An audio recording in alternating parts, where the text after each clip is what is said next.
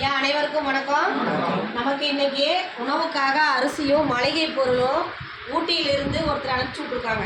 அவங்க பெயர் சொல்ல விரும்பலை, அவங்கள அறிமுகப்படுத்திக்கல. ஓகேங்களா? அதனால் அவங்க யாரும் நமக்கு தெரியாது.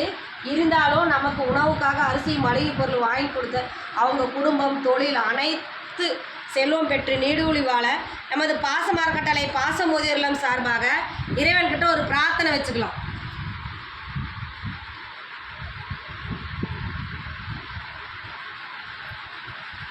மளிகை பொருள் மற்றும் அரிசி வழங்கிய ஊட்டியை சேர்ந்த நண்பர்கள் அவர்களுக்கு மீண்டும் ஒரு முறை நன்றிகளையும் வாழ்த்துக்களையும் தெரிவிச்சுக்கிறோம். இந்த ஸ்பான்சரை நமது பாசமரக்கட்டளை பாசமோதியருக்கு வாங்கி கொடுத்த பிரசன்னா சிஸ்டர் அவங்களுக்கும் அவங்க பையன் கியான் சூரிய அவங்களுக்கும் நமது பாசமரக்கட்டளை சார்பாக நன்றிகளையும் வாழ்த்துக்களையும் தெரிவிச்சுக்கிறோம்.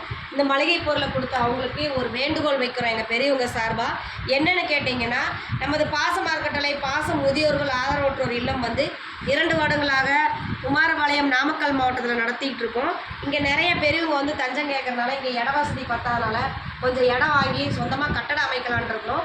இன்னும் வர பெரியவங்களை பாசத்தோடு அரவணைக்க இந்த பாசமரக்கட்டளை எதிர்கொண்டு இருக்குது.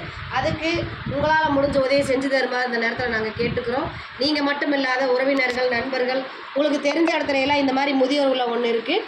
அங்கே சொந்தமாக இடம் வாங்கி கட்டடம் அமைச்சு இன்னும் பெரியவங்களுடைய வாழ்வாதாரத்தையும் பொருளாதாரத்தையும் பெருக்கிறதுக்காக உதவி கேட்குறாங்க. நம்மளால் முடிஞ்ச உதவி செய்யலான்னு சொல்லி இந்த நேரத்தில் நாங்கள் உங்கள்கிட்ட கேட்டுக்கிறோம்.